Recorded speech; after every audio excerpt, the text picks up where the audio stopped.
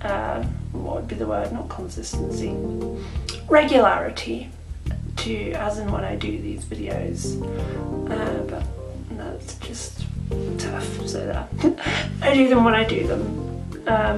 That's all there is to it, really. I was actually going to do something for Samhain or Halloween, whichever it is you celebrate, if either, but I thought, oh, so many people do those, so I didn't. Instead I'm doing one now, and I'm going to talk about books, something I'm never great at discussing. I love to read, I read all the time, so do most of my friends, and I love talking with my friends about books. However, I always make sure they've read the book before I discuss it with them, because I always get overexcited and start plot spoiling, and I don't like it when people do that, I really don't. I know I'm bad at it myself, which again is why I said I always make sure they know the story before I talk to them or talk with them about it, because I just, my brain starts going, oh yeah, and then this bit and this bit, and it's like, oh damn it, if you haven't read it. And I know quite a lot of people, certainly the people that subscribe to this channel because they're my friends. Hi guys, how you doing?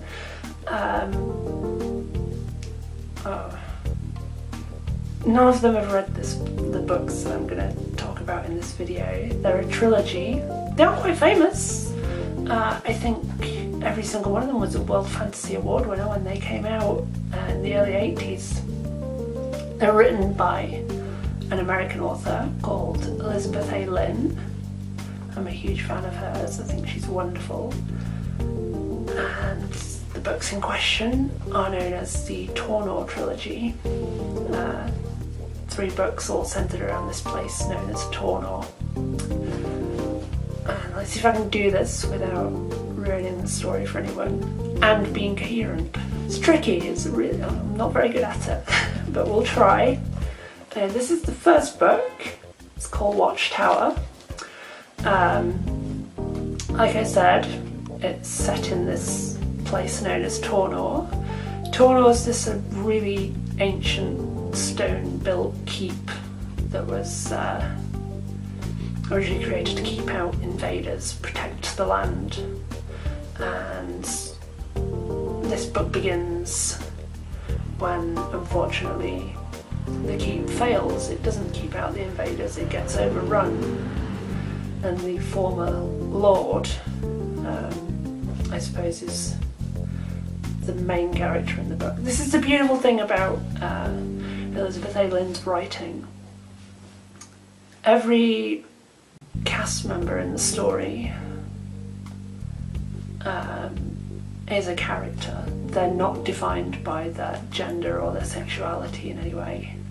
They are their own person, and that's a wonderful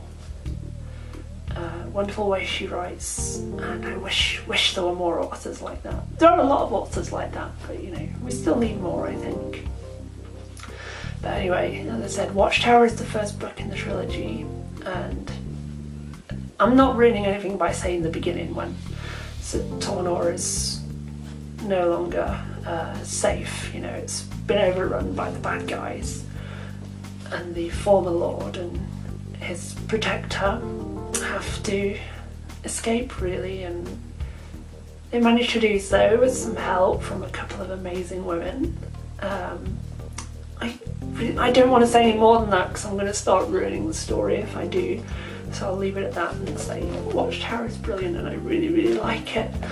I can't say anything else because I will ruin the plot. This is why literary critics are regarded, I suppose, because they can review books. I can't.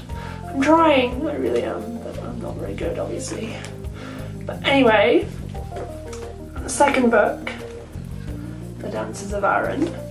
The main character in this book is a young, I would say man, he's not really a boy, he's a teenager, known as Errol, and instead of the way of the warrior, he's gone the way of the scholar, because when he was very young, his family was attacked by a warlord, and it left him slightly physically disabled, which is a shame, but so instead of the way of the body, he went the way of the mind. And as each book progresses in the series, you start in the northern land where the keep Tornor is, and it goes further south with each book. So with this one you're sort of in the middle of the land, so it's a bit warmer, it's not the frozen north, and it centres around a bit more of the magic and what would be the word, I suppose, beliefs and cultures of this world that Elizabeth Allen has created. Well, it's not really a world, country, a land. I really want to say more, but I know if I do I'm going to start ruining the story for people. So I guess I'll have to leave it at that and say Dances of Aaron, honestly, it's really good as well. You know, read them in order though, if you're going to read them at all. And I encourage my friends so many times to read this trilogy, and they still haven't. This is why I'm doing this video, because not enough people discuss the Tornor trilogy, and I think they should, you know. Everybody knows like the really famous fantasy trilogies, but this one should be more famous. I think it's brilliant. And the third book in the series, Northern Girl, I have read that so many times, like the spine's all creased and stuff. But I've read this loads. This is my absolute favourite. Main heroine of the story, main character, this girl called Soren. She's about 17. She's got magic, but she's afraid of it because she feels that if she's honest and open about it, she'll be taken away from the people she loves and have to do things that she doesn't want to do. So she keeps it a secret between herself and her lover. And it's all about her journey from,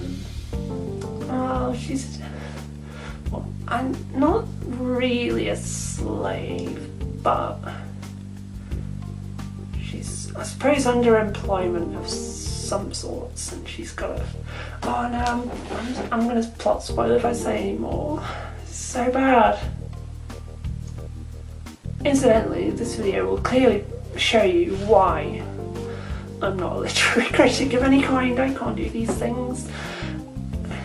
What can I say then? Okay, but the Tornor trilogy is brilliant. I'm a huge fan. I've read every book. I've read the third book so many times. Elizabeth Allen is a wonderful writer. People should discuss her work more. Really, that's why I'm doing this video, just to put a bit of light on there. Because like I said, I mean, in the early 80s when these books came out, they did win awards, World Fantasy Award winner, you know. So she's up there with the likes of Neil Gaiman and other really well-known writers that get a lot of publicity. I just wish she'd get a bit more, especially her books. They're so brilliant. So I hope this video has encouraged you to go and read them. If not, I'm really sorry. Anyway, bye for now.